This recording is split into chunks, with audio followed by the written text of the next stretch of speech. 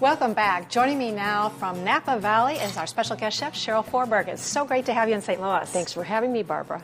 Cheryl is a cookbook author. She's an award-winning chef, and she decided to follow her passion for great, healthy food, and now she is a nutritionist for The Biggest Loser.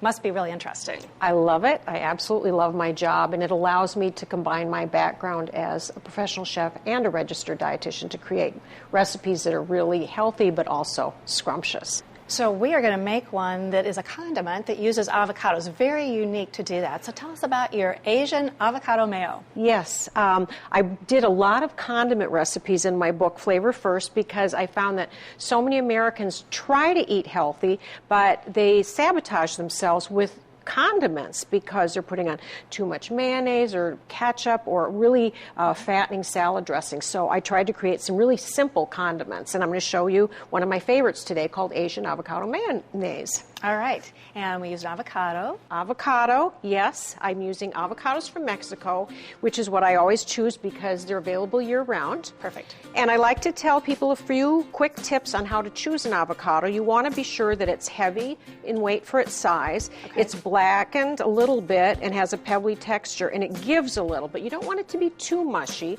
because it'll be discolored and the flavor won't be at its peak. Right. So I've selected an avocado, and if I have one and they're not quite ripe and I want to speed it up a little bit, one of the tricks that I have, I like to share this with people at home, is that you can just put an avocado that's not quite ripe, it's still green, in a brown paper bag with an apple.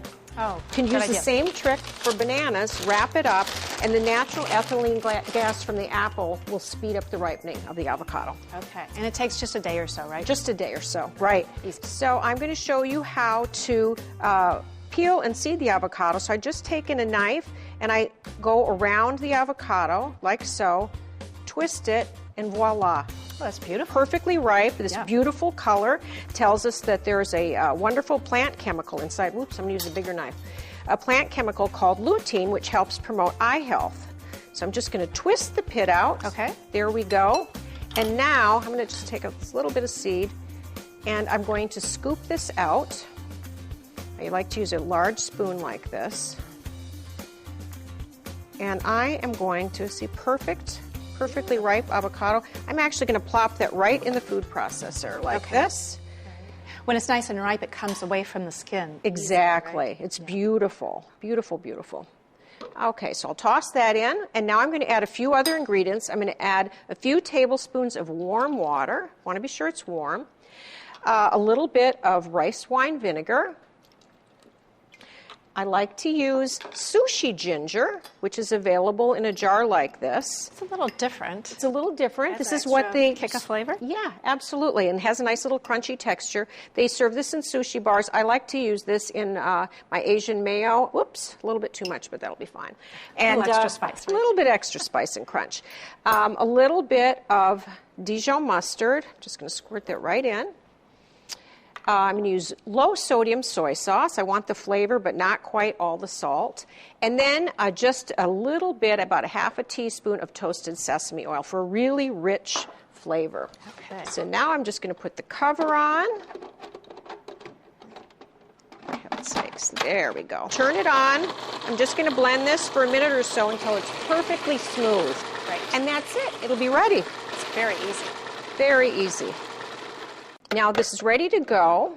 This makes about a cup of the Asian avo mayo. And I really love this because if you were using regular mayonnaise, it has 90 calories in a tablespoon, and this has 25. That's a huge savings of calories. And huge. Extra flavor to go along with it, too. Better flavor, all high-quality calories, nothing processed here. You could use this right away, or you could cover this tightly and use it in a day or two. It'll keep. That'll be great. Now, the recipe for this is in the Everybody Cooks magazine and also in Cheryl's cookbook, Flavor First. And you can also find this recipe and other tips at theamazingavocado.com. Great. Okay, well, we're going to be making a burger bar, putting that together. And we're going to do a couple of burgers, but not your traditional beef burgers. So let's start with the turkey burger. Absolutely. See what we do with that. This is called a Mexican turkey burger. It's Okay. loaded with different flavors, and it's not your everyday turkey burger, that's for sure. So we're starting with a pound of lean turkey breast, and we're going to add a lot of other seasonings, so it's going to be really loaded with flavor.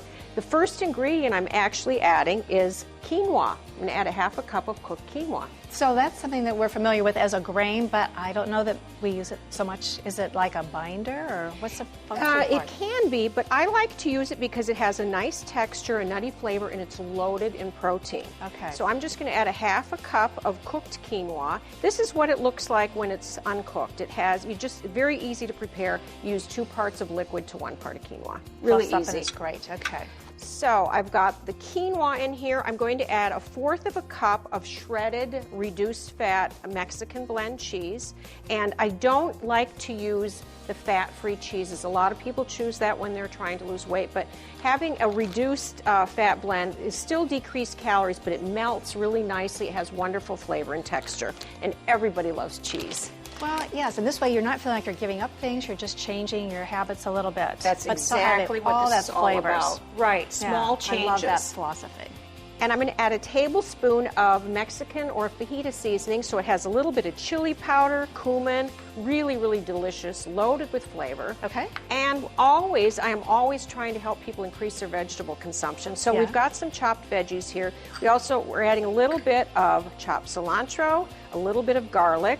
You could use red or white or yellow onions. I'm using red today. And you could also use yellow or green bell pepper, but I'm using red today. Okay. There we have it. It's a red day. So now I'm just going to mix these up real quickly with a fork. And one of the great things about this recipe is going to make 6 4-ounce burgers. We start off with a pound of meat, but when we've added all these other really nutritious, scrumptious, colorful ingredients, we're going to wind up with a 1.5 pounds. So that'll give us 6 4-ounce burgers. All right. And if that's too much for your household, you could form them all and just freeze some. Oh, that's really nice. So when you can pull them out of the freezer, it makes it easy to get a healthy dinner together quickly on a weeknight. Exactly. And the other thing is you can prep this ahead of time. You can make this in the morning or the day before and form the burgers. And then when your guests come, you just pull it out of the refrigerator and pop them on the grill. Great. So 4-ounce burger is about a half a cup. So this is really easy. If you don't mind forming the burgers for me, I'd be glad to do that. I'm going to measure that for you. So this is about 4 ounces or a half a cup. All right. Just press those together.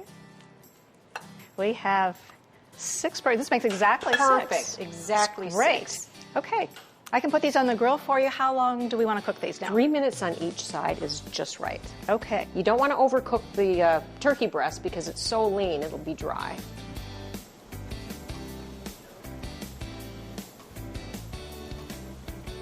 The turkey burgers are done. They absolutely smell wonderful. I can't wait to taste these, Cheryl. Perfectly cooked. Okay, let's dress them up.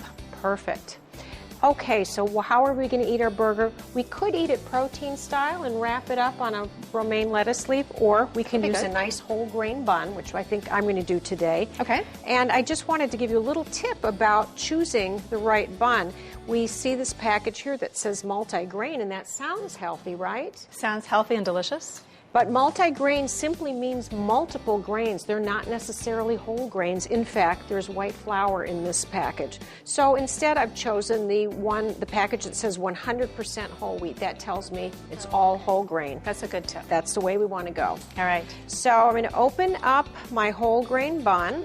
I'm going to put a little piece of lettuce on the bottom. We're going to load this up with veggies. You can easily increase your fiber intake by 5 grams by just putting a lot of veggies on your burger here. So we've got some beautiful sliced tomatoes. I'm going to take 2 of these. Okay.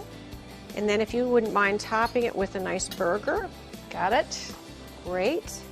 Now I'm going to put a little bit, we're doing the Mexican turkey burger today, so instead of sour cream, I'm actually going to use a little bit of Greek-style yogurt, which is thick and creamy. It has the same flavor, but a fraction of the calories. I'm going to add a little bit of salsa, and give it a little zip.